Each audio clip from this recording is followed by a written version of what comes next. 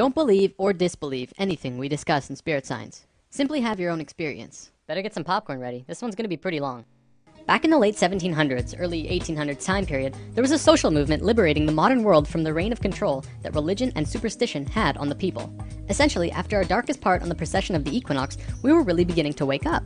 Started making new inventions that were rapidly changing the world. The industrial era was beginning.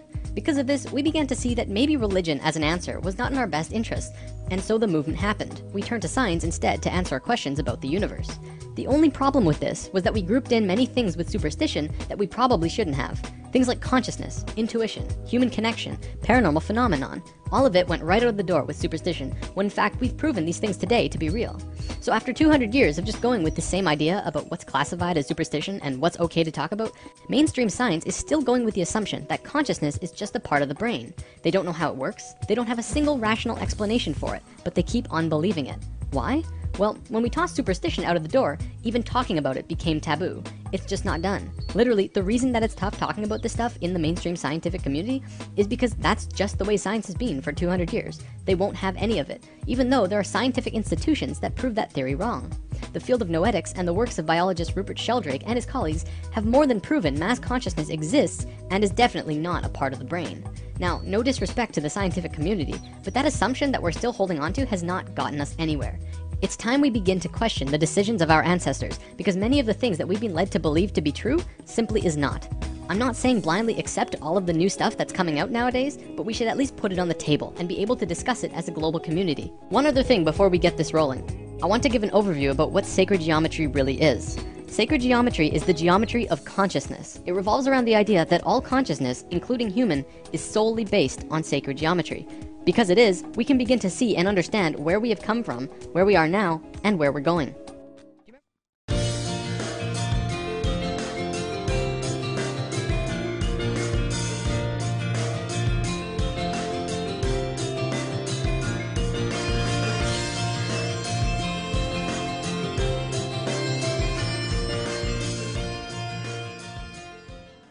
The universe is infinite. It has no beginning and no end. In both science and religion, creation is often discussed from a perspective of having a set or a specific beginning. In science, we call it the Big Bang. This is the theory that says everything in the universe was compressed to the point of a single, infinitesimally small particle. Something we would perceive as unity, and then rapidly exploded and expanded outwards and created everything in the universe. In religion, it is generally called creation. When God, or some all-knowing and all-seeing entity, being the only one imbued with such power, created everything, presumably in 6 days, before taking a well-deserved day off. Let's take a step outside the box for a second, and put these two sides of this cosmic coin into a Vesica Pisces. As usual, the two enemies that never got along actually have quite a lot in common. Both say that the universe started with unity and expanded outwards. Both say that light was an important factor in creation as well. If at the beginning of the universe we were one essence and somehow became everything, then both are saying the same thing, that we came from the same source. But wait a second, how can we make sense out of that statement, the universe is infinite, if we are measuring it from a sense of having a beginning? And this is what we're going to talk about now. If we value the pursuit of knowledge, we must be free to follow wherever that search may lead us. The free mind is not a barking dog to be tethered on a 10-foot chain. Today, I want to talk about two specific energies that can be expressed through this image. The energy that flows here is male and female energy. Male energy is focused, and female energy is creative and random. Neither of them is greater nor weaker than the other, and both can be extremely powerful when fully manifested. Female energy is the land of unbridled possibilities, creative potential, and affecting the universe from within. Focused male energy takes direct roads from point A to point B. This energy can be as strong as a tank, accomplishing tasks and going where it needs to go with precision and without distraction. The important thing to know about this energy isn't how they move. I'm going to use some super basic sacred geometry to demonstrate this. This is the Fibonacci spiral. We're going to be talking a lot more about it when we dive into the topic. For now, all you have to know is that it starts at 1 and flows outward forever in a very specific way and is present in all life everywhere. As male energy flows through the spiral, it goes from base point to point, from here to here, to here to here. It doesn't curve, it just goes straight where it needs to be. Female energy, however, would flow in the actual spiral. It would go around, going in and around outside all of the lines, but still getting to the same or similar results. This is the graphic representation of how it flows, but it also acts in the same way. From this understanding, you can see how we use these energies in our lives. It's the difference between driving straight to work and being on schedule all the time, and taking the scenic route because it's a more pleasant ride, even if it means being late. It's baking a cake strictly by what it says in the cookbook, and putting it together with what just feels right. It's getting that promotion for working the hardest, and getting that promotion for coming up with the best ideas. Here's a relatable example. It's the difference between Inception and Sucker Punch. Both about dreams, but one of them being the masculine story of professional men just doing their no-nonsense work, trying to get the job done, and the other being the feminine story that was creative and random and, according to many, didn't make much sense. Both male and female energy, like the chakras, have their own traits. Male energy is linear, analytical, strategic, and practical. However, when male energy is constricted, it is very blundering and confrontational, and what tends to occur is not seeing all sides of a situation, or not being open to any other possibility other than the one being pursued. You can see a lot of that in today's society. Most commonly, we call it being closed-minded. Female energy, on the other hand, moves in curves. It does not stay inside the lines. It is creativity and movement and expression and emotion. It can do anything and go anywhere, but it has trouble sticking to schedule. If constricted, it can get out of its flow, running rampant between emotions and mood swings and ideas. The creativity could get jumbled and come out as an out-of-control mess. We don't have this widespread issue in today's society, and it has a lot to do with our brain hemispheres. We're gonna look at that in a moment. One big difference between the two is that male energy looks at parts and female energy looks at wholes. Before I go on, I wanna make this clear. Male and female energy has very little to do with sexual orientation. Like, it's in the mix, but it's not a fundamental part of the energy itself. For example, if you look at the shape of male and female bodies, men have straighter bodies, women have curvier bodies. We'll probably come back to this in a lesson down the road. Okay, brain hemispheres. We have two of them, and if you remember what you learned in grade 10 biology, this will be familiar. The left brain is the male energy side of the brain. It is orderly, statistical, logical, and mathematical. It sees things in straight lines, rational and practical. The right brain is the female energy side of the brain. It is our creative side, a free spirit. It is passion and experience of taste and feeling, movement and art. As is the same with the energy, the left brain cannot make sense out of the right brain. You cannot put feelings and expressions within boxes. They must be felt to be truly experienced. The right brain, too, cannot make sense about how the left brain understands things. Okay, so as a species, we are primarily left-brained. Well, incredibly left-brained. This basically means that, as a species, we essentially have a male energy imbalance. There is way too much of it. It is dominant and is constricting on the female side of the brain. Now, don't get me wrong, this isn't a bad thing. In fact, it's kind of a blessing in disguise, but we have to talk about some other things first. Everything in the universe is geometric, whether it's people, trees, cats, planets, solar systems, stars, you name it. Anything in the universe can be measured on a geometric scale. Having said that, it's important to note that creation is also geometric. What we're going to be looking at today is the pattern of creation. Essentially, what this means is that everything in the universe comes out of this single pattern. I'm not making this up. This single image will change everything. When I mentioned in lesson 5 that the ancient Egyptians and even more ancient civilizations knew about a deeper, basic understanding of the universe, this is the flower of life. And it is also the creation pattern of everything in existence. Even non-tangible things, emotions, thoughts, music in its entire spectrum, everything comes from this image. Okay, so there are 13 information systems that comes out of the flower of life. Today, I'm going to show you how physical reality can manifest itself, which is just one of the 13 systems. In future lessons, we will look at more.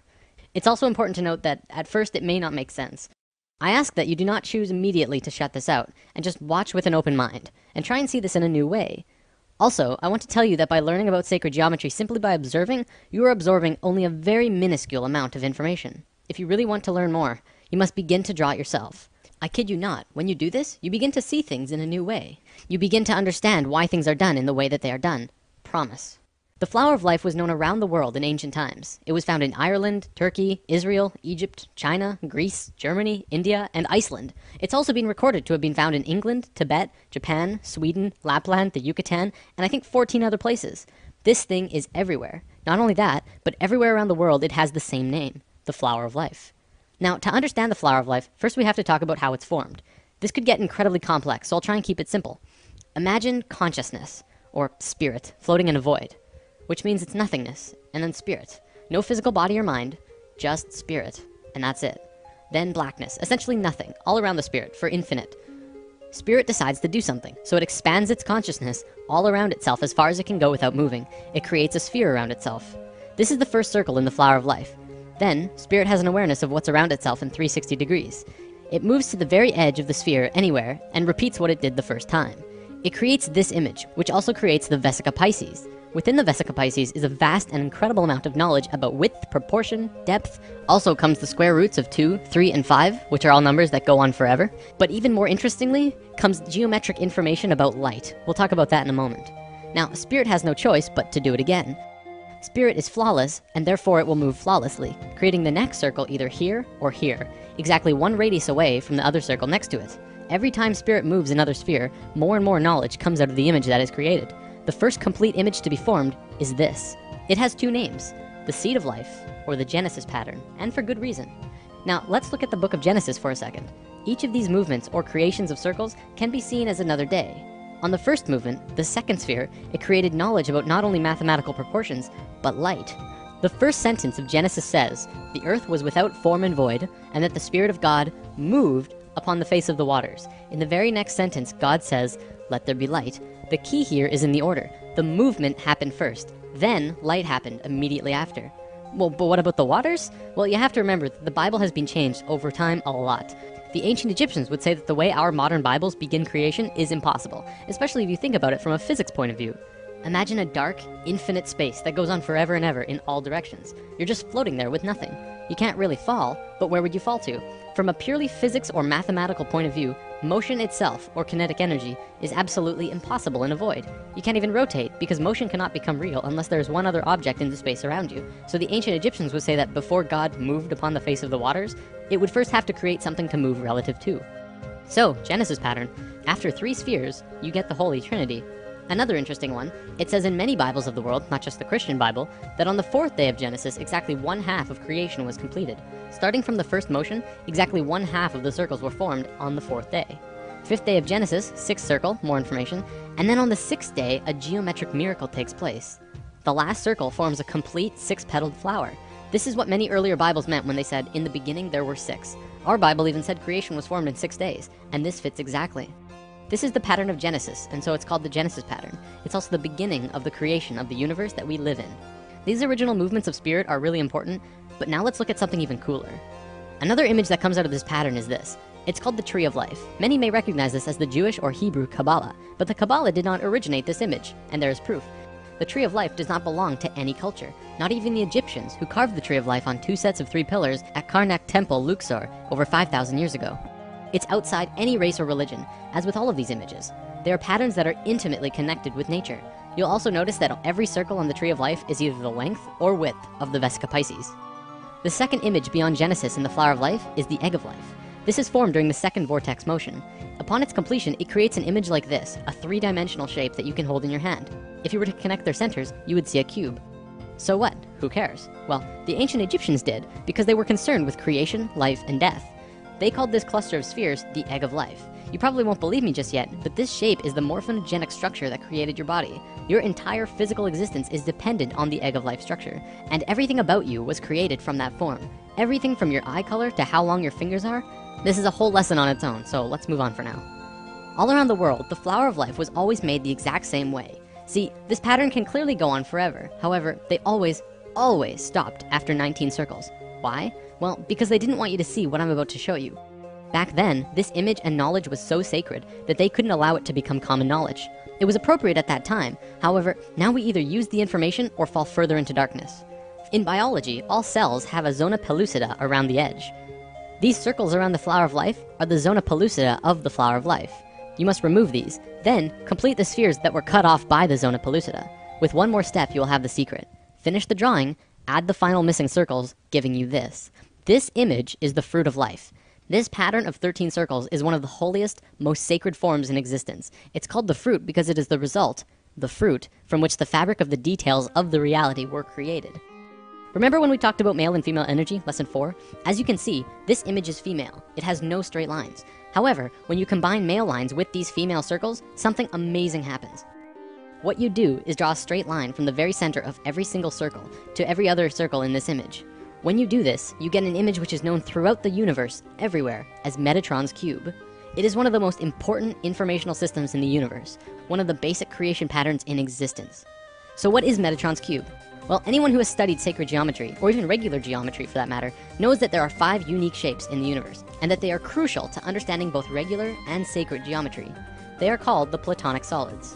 A platonic solid has certain characteristics by definition. First of all of its faces are the same size. For example, a cube, the most well-known platonic solid, has a square on every face, so all of its faces are the same size. Secondly, the edges of the platonic solids are all the same length. All edges of the cube are the same length. Third, it only has one size of interior angles between the faces. In the case of the cube, this angle is 90 degrees. And fourth, when put inside of a sphere, all of the points will touch the edge of the sphere perfectly. With that definition, there are only 4 shapes besides the cube that fit that description. So what are they? Well, we have the dodecahedron, the tetrahedron, the octahedron, the isosahedron, and the hexahedron. All of these shapes are found within Metatron's cube. This knowledge is also where original alchemy came from. The ancient alchemists and great souls like Pythagoras, father of Greece, considered each shape to have an elemental aspect to them. The tetrahedron was considered fire, the cube was earth, the octahedron was air, the isosahedron was water, and the dodecahedron was ether. Ether, also known as prana, and tachyon energy are all the same thing. They extend anywhere and are accessible at any point in space, time, and dimension. This is the great secret of zero-point technology. The sphere is voidness. These 6 elements are the building blocks of the universe, and they create the qualities of the universe. To summarize, this is the first informational system that comes out of the fruit of life through Metatron's cube. In alchemy, they rarely discussed ether.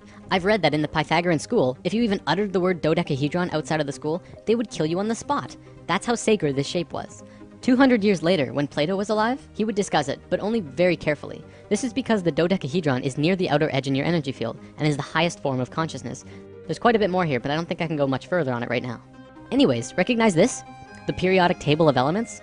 Every single element on this table has a geometric relation to one of these 5 shapes.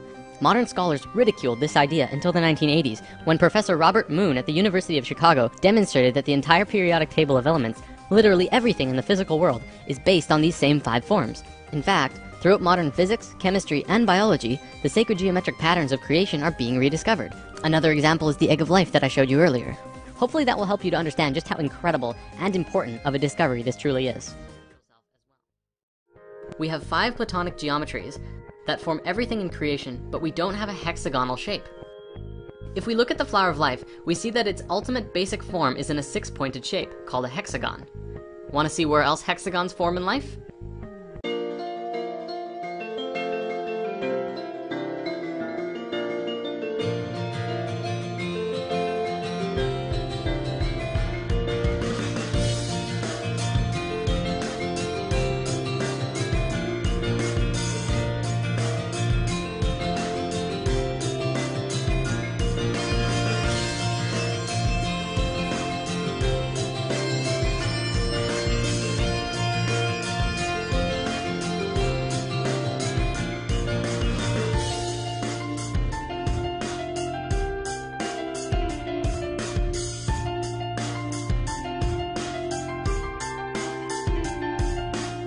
We have all of these hexagons, and yet there is no platonic solid that is formed with a hexagon. So what gives? Well, I want to introduce the vector equilibrium, which was coined by Buckminster Fuller. It is actually formed from 3 two-dimensional hexagons that swivel around each other, and its basic shapes that make it up are an equilateral triangle and the square. These are the 2 smallest shapes that you can make with straight lines, and together they balance at each other's corners to create the perfect shape. Why is it the perfect shape? The reason is that every single line which is connected in this shape is the same distance away from every other point, including the very center of the shape itself. Not even the platonic solids have that definition, which also makes this the most stable shape and polyhedron, and the basis of the 3-dimensional flower of life. Finally, the only reason it's not a platonic solid is because it has both squares and triangles within it. Platonic solids are platonic because each face is the same, which makes me think that other shapes must exist that are balanced between 2 different shapes as well, and construct everything in the universe. Now, in the comments or end credits, depending on where you're watching this, I posted links to a TED Talks video by Garrett Lacey, a particle physicist who tells us of an amazing discovery in the scientific field. I want to show you and talk about his findings, and then we'll look at dimensions after that. Okay, so Garrett has discovered that by examining coral, they found that each coral head has thousands of different polyps. These polyps are constantly budding and branching into genetically identical neighbors. Through performing heat experiments on these polyps, they were able to find that every single polyp is part of a whole, a single unit of being, but each one is experiencing its own reality individually. From their findings with the coral, they were able to look at quantum mechanics. See, the mathematics of quantum mechanics shows us exactly how our universe works, and we see that everything in the reality is just continually branching into new possibilities, just like the coral. As humans, we are individually experiencing only one of these possibilities, much like the individual polyps. What physics is telling us is that everything comes down to geometry and the interactions between elementary particles. Things can happen only when things are perfectly balanced. So Garrett starts showing us some subatomic particles and the things that make up electrons and protons and neutrons. We always consider these to be the smallest particle, but we never think about what's creating them. Garrett demonstrates to us how the particles that create point particles really work. He shows that when you plot them out in how they move, this is what they look like. At the tiniest scales of the universe in how it works is very beautiful. Now look at this. This is one of the ways that these charges branch off from each other. As you can see, it flows in a hexagonal pattern, the same pattern that we found in the expanded flower of life. Then, if you rotate this pattern in 6-dimensional charge space, you see it forms yet another pattern. Many of you will recognize this as the shape of the Star of David, but its true name is the star tetrahedron, which maps perfectly over the fruit of life. This entire pattern created by the particles is mapped across over precise places on a 200-dimensional spherical shape scientists have called E8, of which also has a geometric shape. By rotating that shape as well, you can see how there are nearly infinite possibilities as to how these elementary particles interact with each other. The details of the reality begin to take form. Now, as this shape is rotating in 8 dimensions, you can see a myriad of different patterns here. Look at this one in particular. This looks a lot like Metatron's cube, doesn't it? At the heart of particle physics is pure, beautiful geometry. By now, you probably can begin to see where sacred geometry falls into this. Where do these shapes originate? Do they just come into being at random? Or does the first shape come from somewhere else? In Lesson 6, we talked about the flower of life, the original, perfect geometric symmetry that created the universe. This shape, as we learned, is not only the root of all mathematical proportion, light, the Platonic solids, but is also the source of every musical system in the universe, including systems both used and unknown to modern man. It is also the source of energy patterns and, well, everything. It all comes from the flower of life. I believe this is what is at the heart of what's forming every subatomic particle formation, and it probably goes at least a few levels deeper than what Garrett is showing us. Phi, also known as the golden ratio, or golden mean, is a very simple relationship. If you had a rod and were going to put a mark on it, only 2 places would mark the phi ratio, which is here or here. The length of A plus B is equal to the length of C. This ratio is 1.6180339 and continues on forever. If you multiply the length of C with phi, it will create the exact same image, only bigger. C and D is equal to E. This ratio could then span on forever, going smaller and smaller or bigger and bigger forever. This ratio is infinite. It has no beginning and no end. It is also believed that phi is the mathematical root of all other sequences. See, every mathematical sequence in existence needs a minimum of 3 numbers to figure out the sequence. Phi only needs 2. It is the only one. Similar to how the circle and square are the source of all shape, but we'll get to that later on. The next thing that you need to know is that this ratio is found in all life everywhere. Sort of. By sort of, I mean it's really Fibonacci, but we'll look at that in a moment. Look at your hand. Not only does each finger have its own ratio moving up each finger, which is phi to the next bone, but it oscillates back and forth from the tallest finger to the thumb. You wonder why the human hand is like that? It's based on phi. This relationship is found throughout the body in various ways, moving up the arms and legs, in your face, throughout the entire body. This is a Greek statue that accurately represents this. The Greeks were very precise when they made their art, because they understood phi, Fibonacci, and the importance of these sequences. When the Romans took over Greece, you could see the perfection in statues just completely disappear. I'm not saying the Romans were bad artists, they just didn't measure everything to the same caliber that the Greeks did. Here is the phi ratio in butterflies. You can see this ratio everywhere, from the wing size to the body to the antennas. They're all phi ratios. Here's dragonflies. It's the same story. Phi runs along the entire body, and the relation to the body and the wings. Here it is in frogs. Phi is found throughout the body, in relation to the head, to the arms, to the fingers, and so on. Well, what about fish? You'd think they wouldn't be found in fish. Well, here's 3 kinds of fish. Once again, the ratios are consistent. It doesn't just apply to these creatures though. Regardless of what mammal, insect, avian, plant, or living creature of any kind, you will find this ratio one way or another.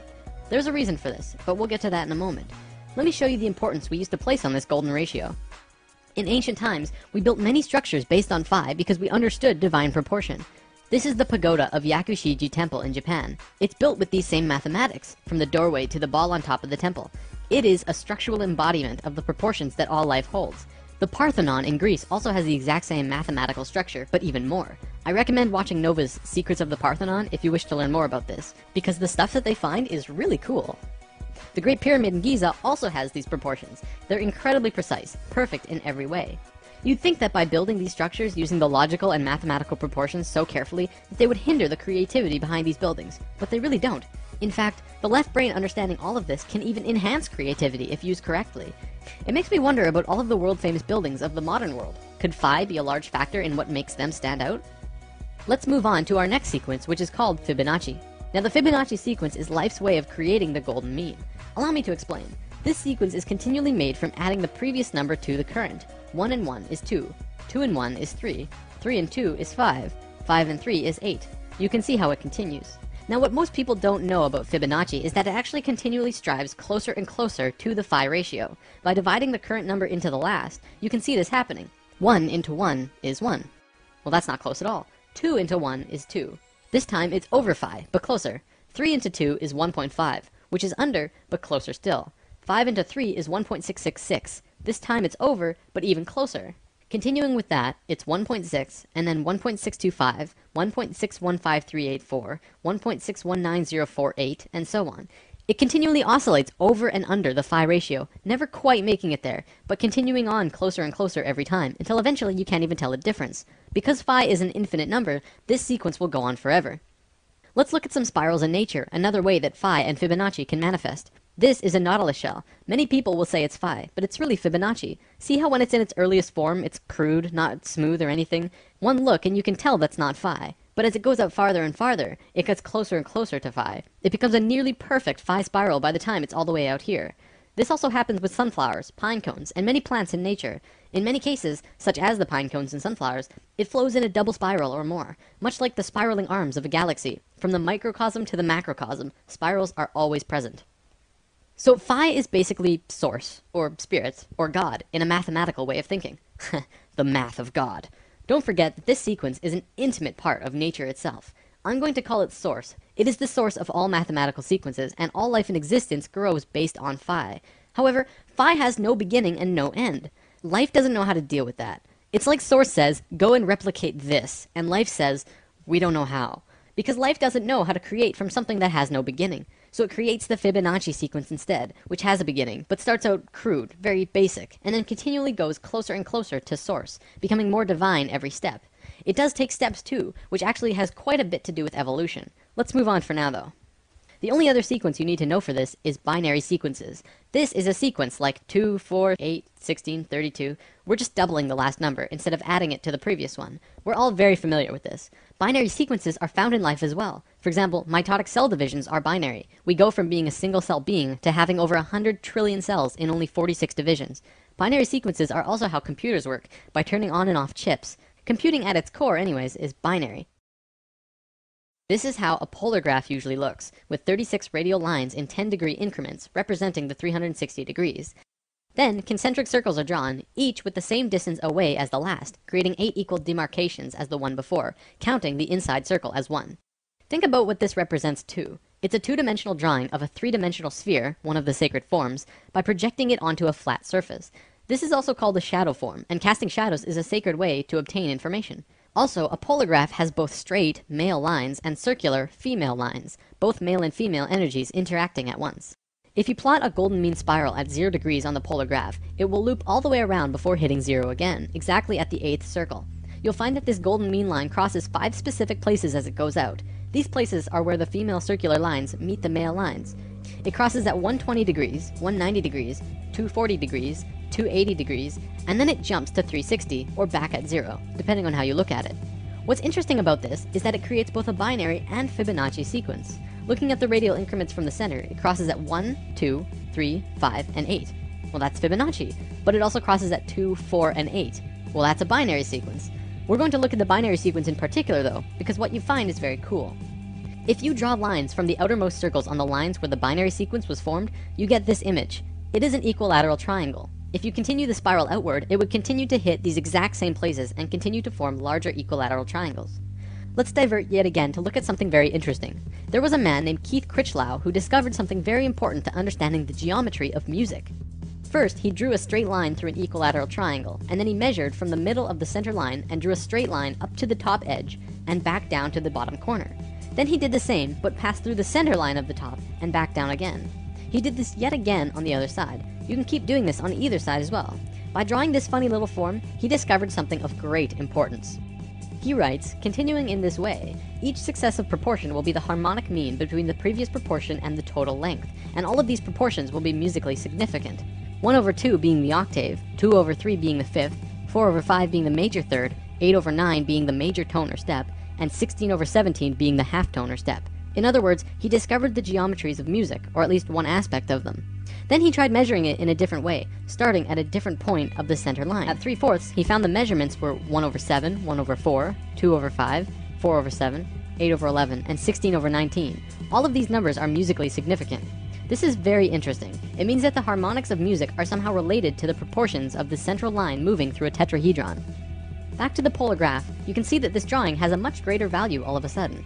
Not only that, but it becomes even easier to make your measurements thanks to the polar graph itself. You can just draw a straight line through the drawing on the graph, and it will give you the center line. This information has been taken light years beyond what I just showed you though. A research team found that you can draw these lines not only from the center, but from any nodal points inside the upper half of the triangle, and you'll come up with all known harmonics in existence.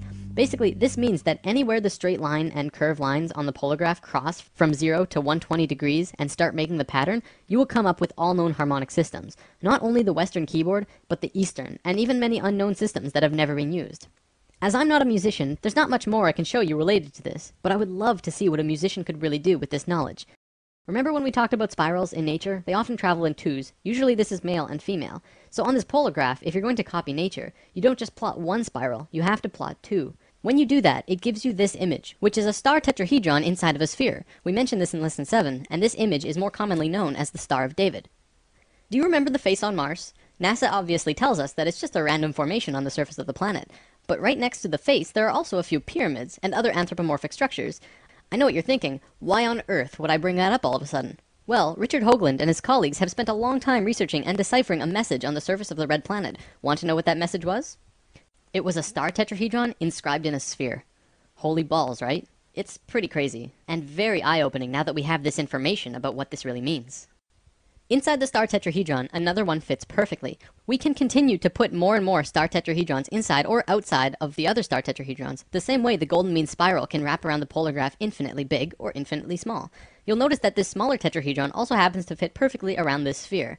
Well, check this out. If you put this same size sphere centered on the point of every single star tetrahedral point, guess what suddenly reveals itself?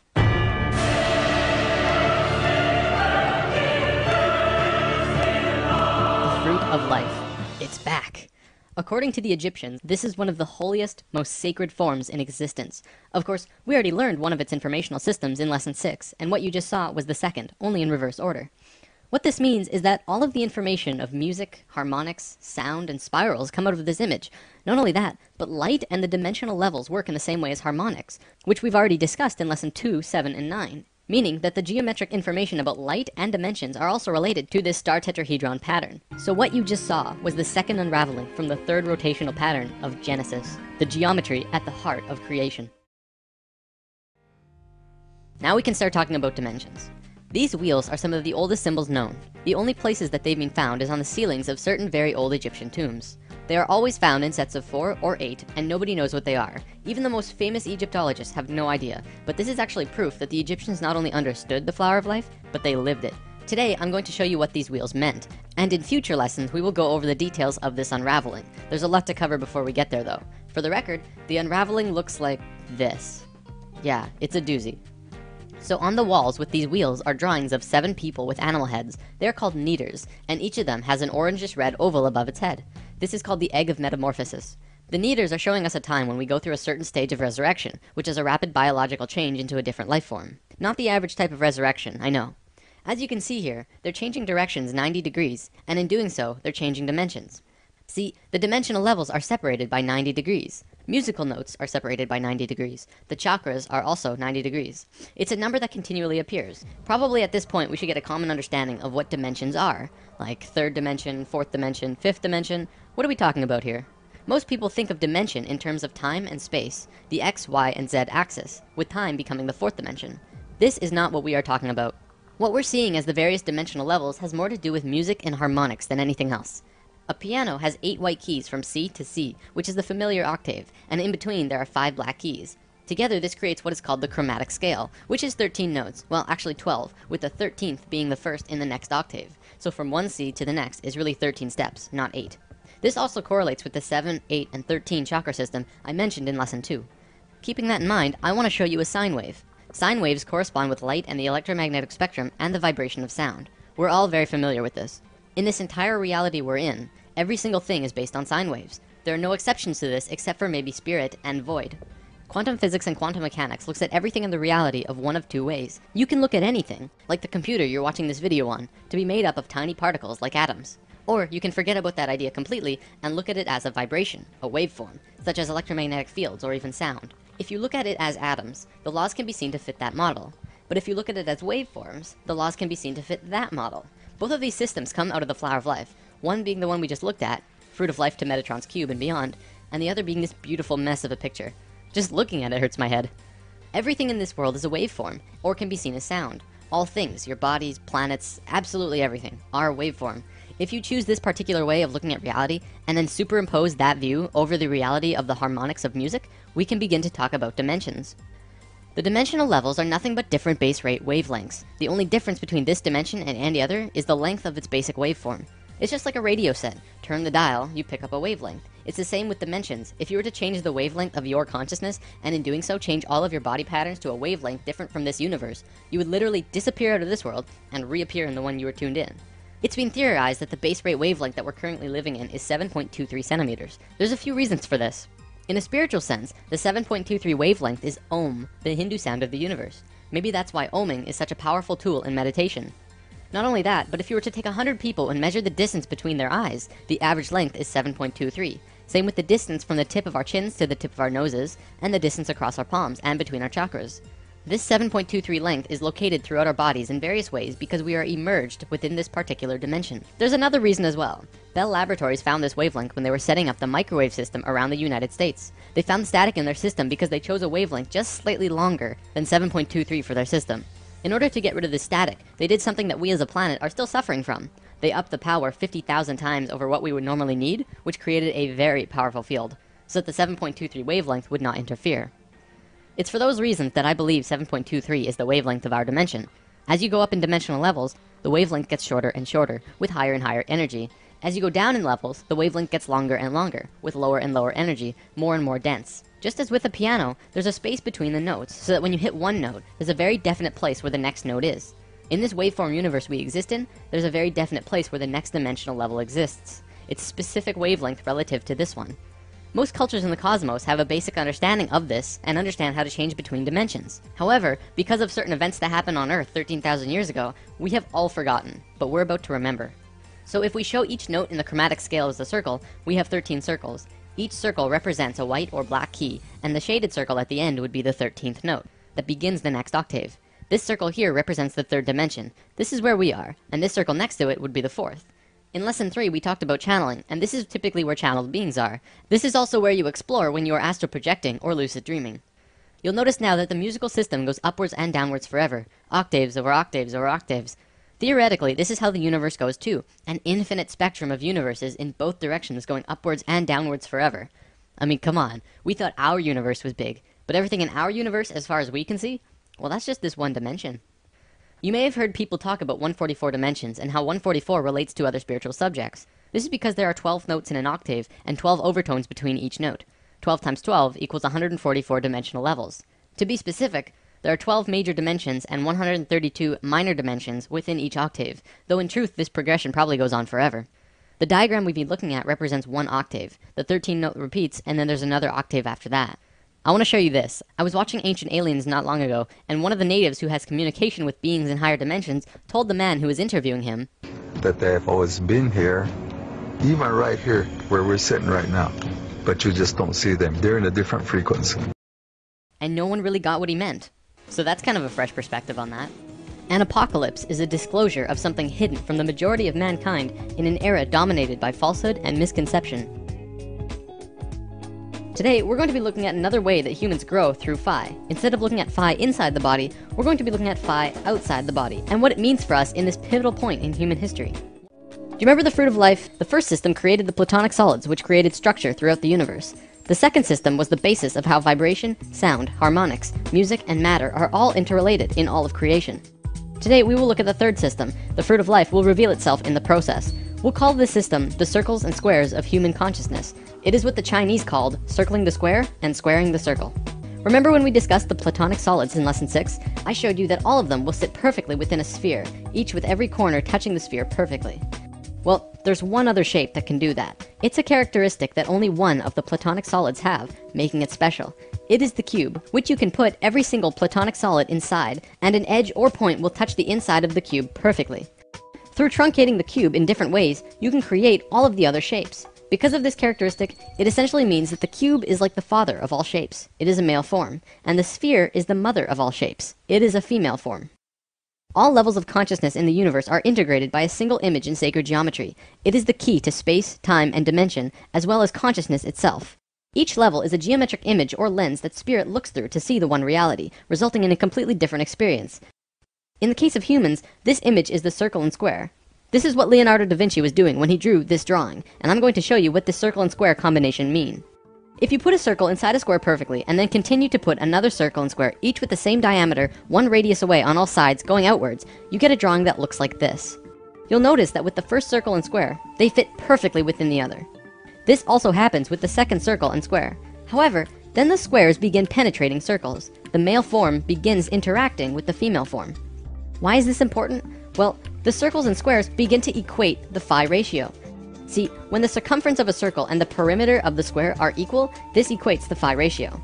So as you can see on this diagram, on the fourth square and the fifth circle, it begins to create the phi ratio. It's close, but not perfect. It's only a 0.6 difference. I'm measuring in radii, by the way. The inner circle has a radius of 1, so it's 2 radii across. The next is 4, and then 6, 8, 10, and so on. So the one we just looked at makes a close phi ratio, and then it moves out of sync, staying out of sync for a bit, and then bam! Again, it moves into yet another phi ratio. This time, the difference is only 0.52, even closer to perfection than before.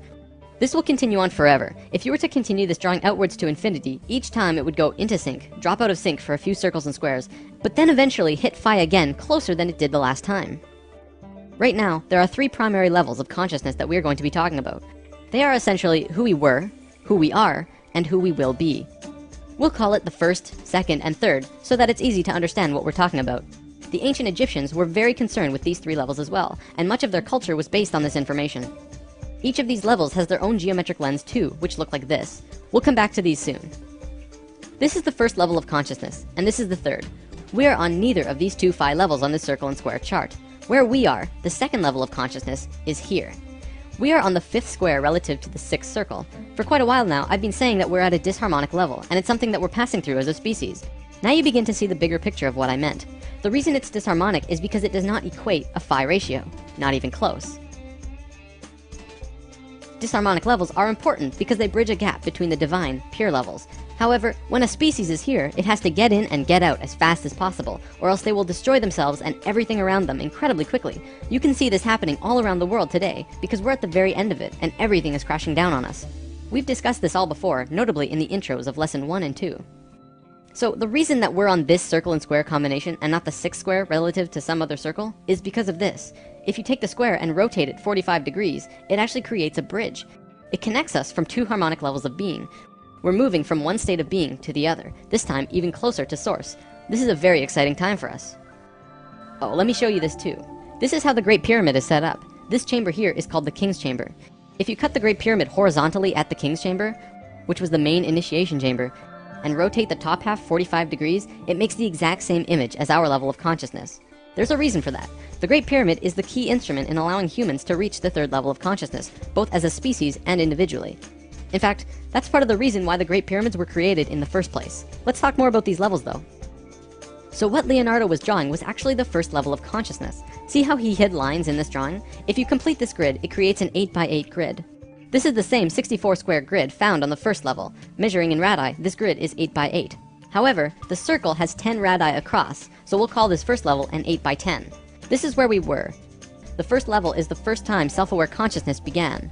The second level has 10 squares across the large square, and a 12 radii circle, so we'll call it a 10x12. This is where we are now. This level is the 3rd level, which is also called Christ consciousness. It is a 14x18. Now, there's always a reason for everything in sacred geometry. Nothing, absolutely nothing, happens without a reason. Everything is connected. Out of the whole spectrum of possibilities, why did self-aware human consciousness begin when the fourth square went into harmony with the fifth circle? Well, let's overlay the fruit of life over our first level for a second. Look at that! It exactly fits the fourth square and fifth circle perfectly. Do you see the perfection of life? The fruit of life pattern was hidden beneath this pattern all along. They're precisely superimposed over the other. In a right brain way, this is how to explain why consciousness first became self-aware between the fourth square and fifth circle. This sacred image was part of the pattern. The fruit of life was completed at the precise moment that the phi ratio first appeared, and when phi appeared, consciousness had a way to manifest in a new way. Throughout time, many scholars have tried to figure out the secret meaning behind what Leonardo meant with the Vitruvian Man drawing. He was showing us human consciousness. This is where we were, the first level. There is a man who did draw our level though. Da Vinci was studying the works of a man named Vitruvius, who lived 1400 years before Da Vinci, hence the name Vitruvian Man.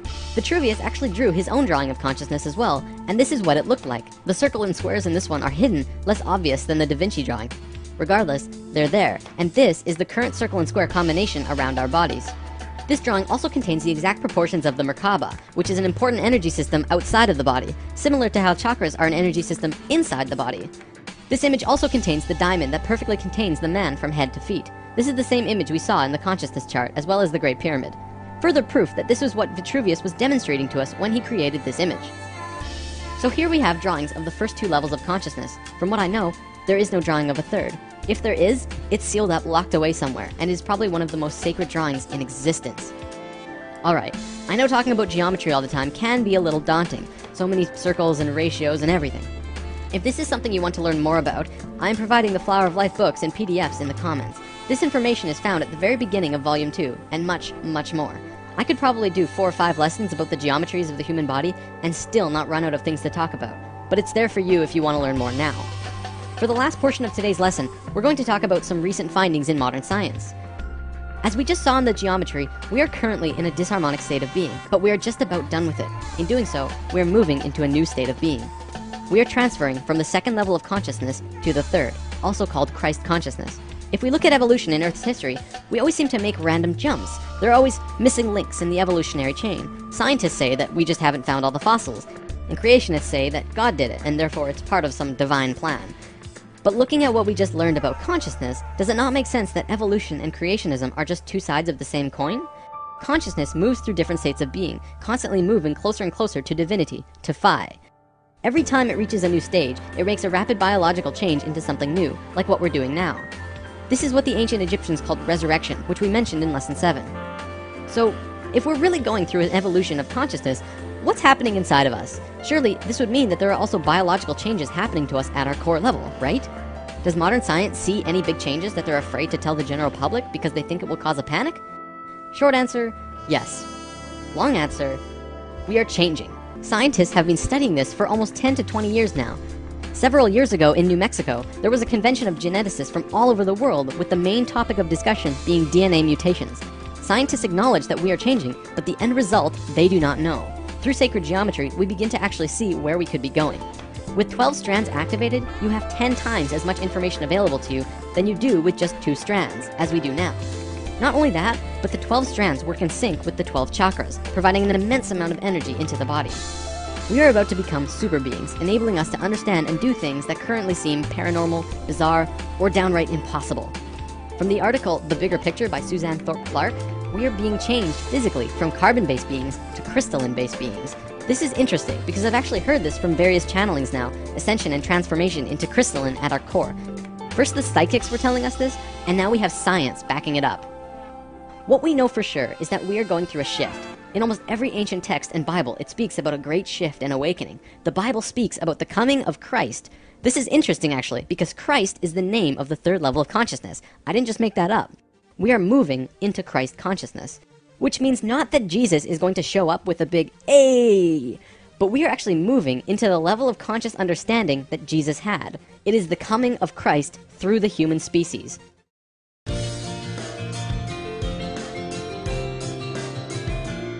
So higher strands of DNA, what does this really mean?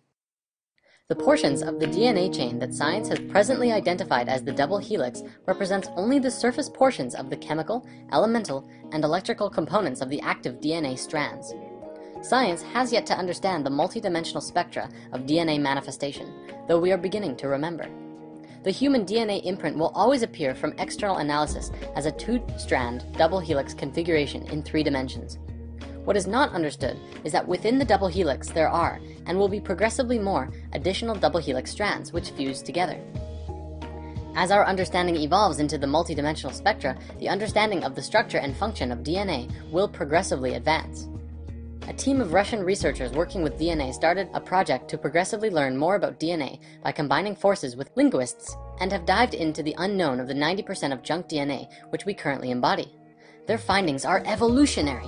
According to them, our DNA is not only responsible for the construction of our body, but is also used as data storage and in communication. They learned that the 90% of DNA follows the same rules as all of our human language. The way that sentences, paragraphs, and chapters work in a book is the same way that our DNA works. This is the first double helix strand, the one that Western science looks at, which is basically like a sentence of DNA. However, if you step back and see the bigger picture, you begin to see the paragraph. Stepping back further and you see the chapter, and so on. These larger and larger strands span through the different frequencies of reality, the different dimensions, which makes them harder to find in our modern science. Western science, instead of looking at DNA like this, we're cutting out pieces of DNA from here and adding them over here, which is similar to picking out words in certain sentences and putting them with other words in other sentences to see if they fit together and can make a new energy, a new idea. This is the nature of our junk DNA, of which Western science just didn't understand for the longest of times. The DNA isn't junk, it's just misunderstood, and also not as used right now because of our dense level of consciousness. However, we are beginning to activate and reawaken our DNA through our ever-expanding consciousness and our desire to know more. The very awareness of this DNA is what is activating it, awareness of our higher selves and our connection to the all and the interconnectedness to each other. We are directly connected to the earth as well, and exist as a part of it, kind of like a child in its mother's womb. If anything happens to the mother, it creates an energetic imprint that affects the child. The earth is our mother, hence the name Mother Earth. Our morphogenetic field exists as a part of her larger morphogenetic field of the earth. If something happens to the earth's energetic grid, then we inherit these problems into our own grid. Our energetic anatomy is exactly like the earth's, with chakras, meridians, axiotonal lines, and DNA. If something happens to the planet's grid, then that affects every person's DNA on the planet. We are at a very important point in history right now because we are remembering how to regenerate our original organic imprint for health. We don't even need science and fancy equipment to do this. We're just required to learn how to use what we came here with. By moving into a space of love and light, opening and living from the heart, and living in a place of emotional stability and health, you can once again reactivate your light body, and in doing so, reconnect with the higher frequencies of your being. Energetic blockages will reveal themselves as problems in your own life. Depression, anxiety, temper rages, or personal problems in your life which are causing stuckness or driving you down a path of chaos or disruption are also energetic blockages. The Institute of HeartMath has shown that generating sustained positive emotions facilitates a body-wide shift to a specific scientifically measurable state called psychophysiological coherence. Let's break this down. Psycho comes from psychological, which means mental and emotions, and physiological means body. Coherence is systematic or logical connection or harmony. Altogether, it means a harmony of both body, mind, and emotional functions. If you're familiar with the 4 elements, you know that earth is the physical, so body, air is mental, mind, water is emotions, and fire is spirit. HeartMath has scientifically shown now that positive and healthy emotions bring 3 of those elements into coherence, and although they don't look at the spiritual aspect, I don't doubt that the fire element also comes into harmony. In an experiment done at the Institute, they hooked up scanners to an individual who was subjected to very chaotic emotions. For 300 seconds, they measured the respiration, heart rate variability, and blood pressure rhythm. After this time, the individual on the scanners did a technique on himself which they have dubbed the HeartMath Quick Coherence Technique, which activated a feeling of love and appreciation.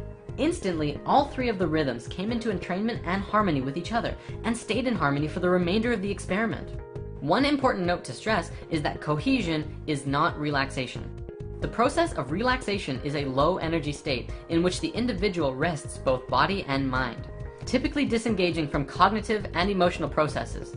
In contrast, coherence is experienced as a calm and balanced, yet energized and responsive state of being that is optimal for mental acuity, focus, problem solving, and decision making, as well as the physical activity and coordination.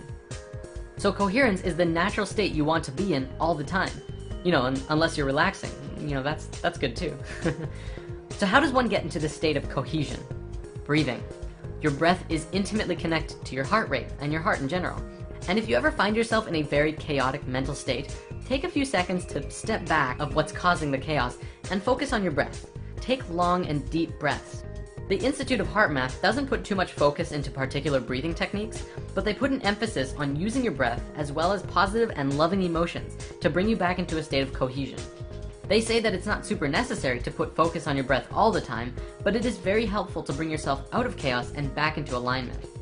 From a spiritual perspective, and if you're working towards that, breath is very important. However, breath is another huge topic, and I personally recommend focusing on your breath during meditations.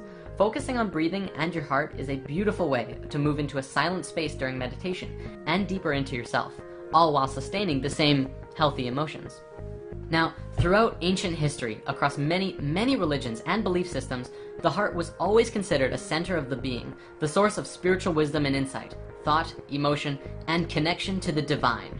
The ancient Egyptians believed that all thought and life was done from the heart, which is why they threw away the brain after the pharaoh died, but they left the heart in the body. They felt that the being would need it in the next life, so they left it there, but the brain was useless.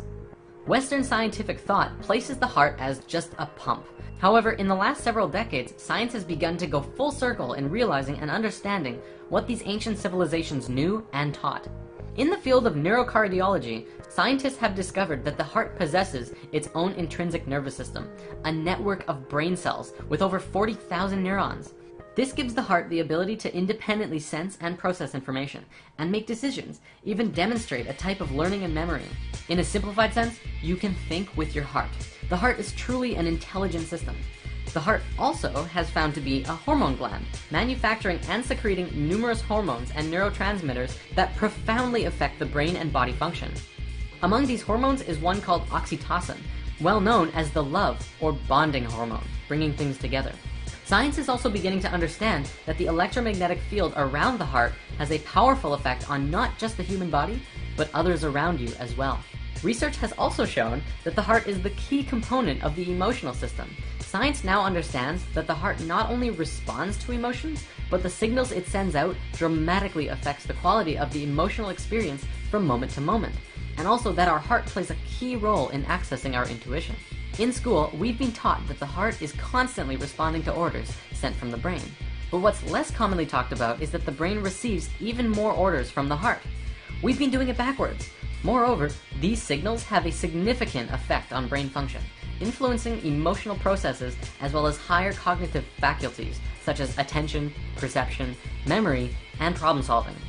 Guide yourself from your heart, not from your brain. When you allow your negative emotions to get to you, you disconnect from your ability to think clearly, remember things, learn lessons, reason, and make effective decisions, which explains why often we act impulsively and unwisely under stress. The heart's signal has a profound effect on the brain during positive and negative emotions. Live in your heart, for the heart is the center of unity consciousness, where the brain is the center of duality consciousness. You can see that right in how they're made. The brain has the two hemispheres. The heart is a place of unity.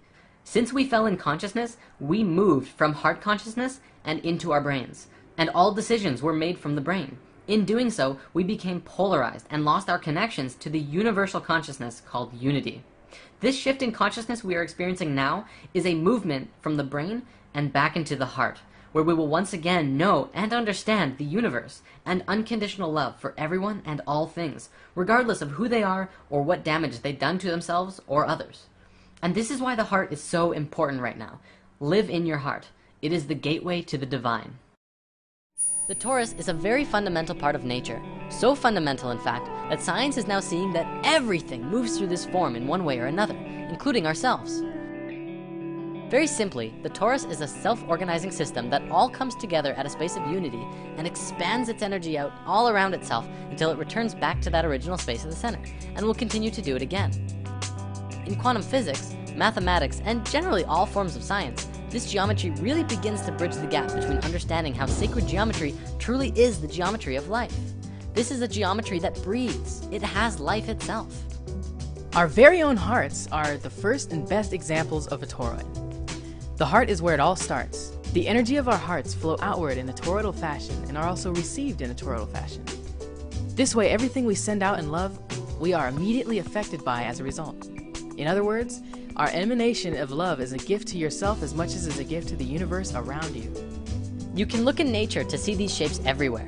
It's in oranges and apples. You can see it around tornadoes. The magnetic field of the Earth is a very powerful example, as well as how the atmosphere of the planet works too. Our modern scientists haven't really taken the concept of hollow Earth very seriously, even though this concept does explain a lot of fundamental theories about the Earth to which we don't really understand, despite all of our theories. Well, the idea of hollow Earth works in the exact same way as well. It demonstrates that our planet is designed from the core as a torus. The Earth is multidimensional, so we can actually have both a hot iron core as well as a 5D hollow Earth interior as well. For those who want to learn more immediately, check out Hollow Earth HD on YouTube. Moving on, we all know the fundamental principle of the universe of as above, so below. Well, this torus is even found at the size of galaxies. Atoms even have this very geometry as well. It's quite literally everywhere. From this basic expression demonstrates how life ought to be. All of the energy that emerges from the core travels around the torus and fuels itself. It also has the ability to give to other toroidal systems, which openly practice giving and receiving. It really sets a standard for how to do things, and we can mirror this and use it in our own daily lives as well. When you give and receive openly, you allow your energy to become toroidal. When we look at the interactions between one another, we begin to see the nature of giving and receiving. If we shift how we give and receive with others, we give ourselves an opportunity to receive feedback from what we emanate immediately. This allows for an enlightening transaction of energy between all life and allows all of our communications to resonate on that toroidal frequency of love. Love is not just a feeling, it's a vibration and a frequency that is connected through all things. The pure vibration that emanates around one's own heart and brings things together harmoniously is through a universal vibration we call love. If you look at the flower of life in 2D, it may be a little hard to tell. However, in 3 dimensions, one can truly see that it too is a torus. The flower of life is all geometries, remember? The torus is yet another one of those creation patterns that emerge from this, or rather is this form. It's so important to understanding everything. Even Nikola Tesla worked with this geometry, and through it he discovered a way to access free energy for the entire planet. Well, of course, all of the corporations of the world wanted to keep charging people for energy. And between them and the US government, all of Tesla's most amazing work was destroyed. In lesson 15, we talked a bit about this before, and now we can go deeper into it. The Institute of Heart Math, as well as Stanford University, among others, have now scientifically demonstrated that around the physical heart of your body, you have 2 toroidal fields, one inside the other, which are connected to the sacred space and the tiny space within the heart. Gregg Braden has done a lot of work in explaining this to the modern world as well, and Drunvalo Melchizedek has put a lot of focus into teaching that this is some of the most important information regarding physical ascension. This is part of the understanding that is truly bridging the gaps between science and spirituality. China is doing some really amazing things. They have hospitals that are completely dedicated to the work of prana and energy, rather than the physical body of patients. In one experiment in a Chinese hospital, we see how the science of mantra is used to remove the cancer tumor of a woman in just 2.5 minutes. A mantra is a sacred sound or chant that acts as an energetic formula for prayer or meditation. Mantras allow for us to connect to our source and emanate an audible frequency that focuses our mind to the sound and thus inwardly back to the source. When chanting from the heart, these doctors allowed themselves to focus on the reality that this woman was already being healed. In this, it allowed for the mind to bypass the normal confines of reality, as its intention toroidally flowed in and out of the source of which reality emanates itself. For everyone who has been skeptical of the idea of self-healing through intention, this video is proof that it's not just a plausible idea, but it's very, very real. We need only understand why it works and how it works. To come from a skeptical place and try, you will only see skeptical results. To come from a pure and true space, anything is possible.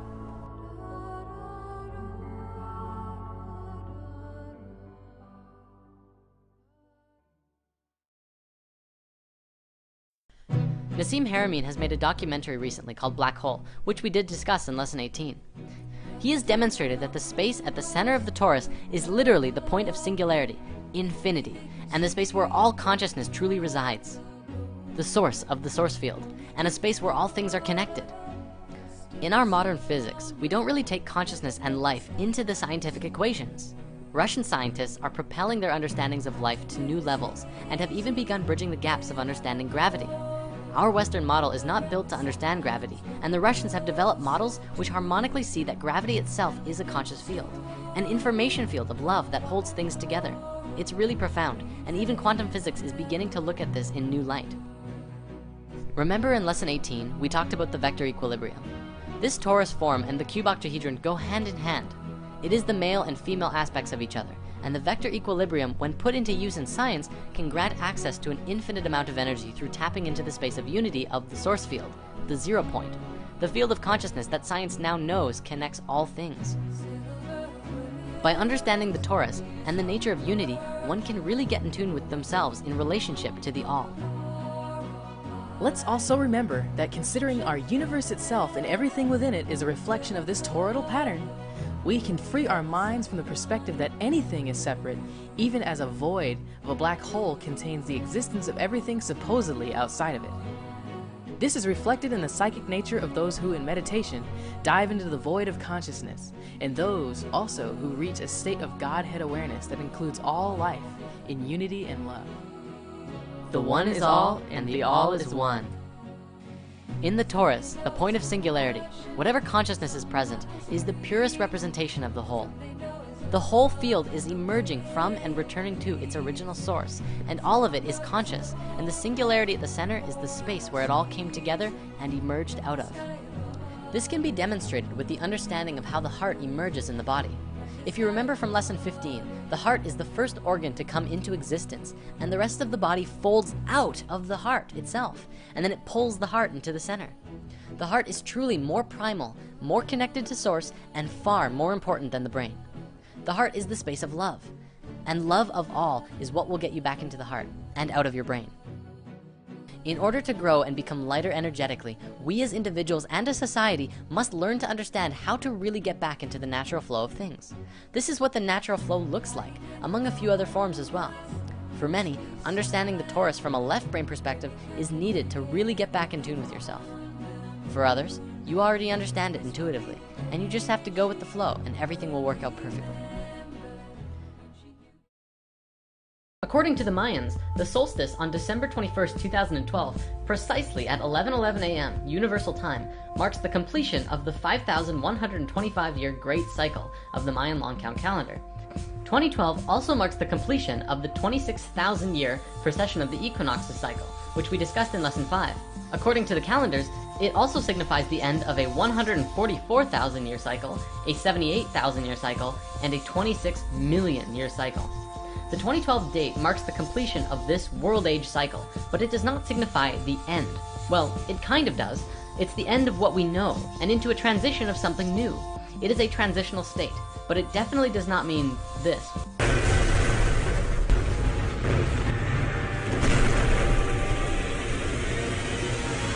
We need to understand that the 2012 prophecies are signaling to us to wake up and realize that these times on Earth are very important. We are living in a landmark time in the history of this planet. We are collectively, as a species, approaching a crossroads that is calling out to us to participate in our fullest capacity. Let me show you a diagram to try and demonstrate just how important this is. First, this is how DNA works. See how you can basically map it out like a story? Here's the beginning, which could be seen as creation, or start of a cycle. And then it moves outwards, expanding and moving into all potentials, until it reaches its peak in the middle. It stretches far out and then begins moving back towards the center, back to its source. But it will be a new space that it now exists in. Then it returns back to a center point, where it ends, or transitions, into a state where it expands out once more, continuing its infinite cycle of expansion and contraction. One could also say that it moves through the chakras, moving from a low frequency to an incredibly high frequency, where it will unite and transition out once more. Now think of the human species like this, and 2012 being that point of unity where everything comes together, right before starting off again and expanding out into something new and different. This is basically what's happening right now on Earth, but there's a catch. We have absolutely no idea how we're going to expand out, because there are so many potentials with what's happening on the planet right now. Cycles are everywhere. The way in which we live our lives is made up of cycles. We have both biological cycles and technological cycles. Biological cycles exist naturally as a part of the creation process of life, and technological cycles are cycles that we have created and superimposed over top of these other cycles, as a way of measuring and understanding the reality that we are a part of. Time is a perfect example of this. It doesn't really exist on its own. It has no life of its own. It's simply a measurement of some other cycles. So you could think of it as a measuring tool, such as an hour worth of this, or I'll meet you at 6. In the past, we might have said it differently. Let's gather again at the second moon cycle.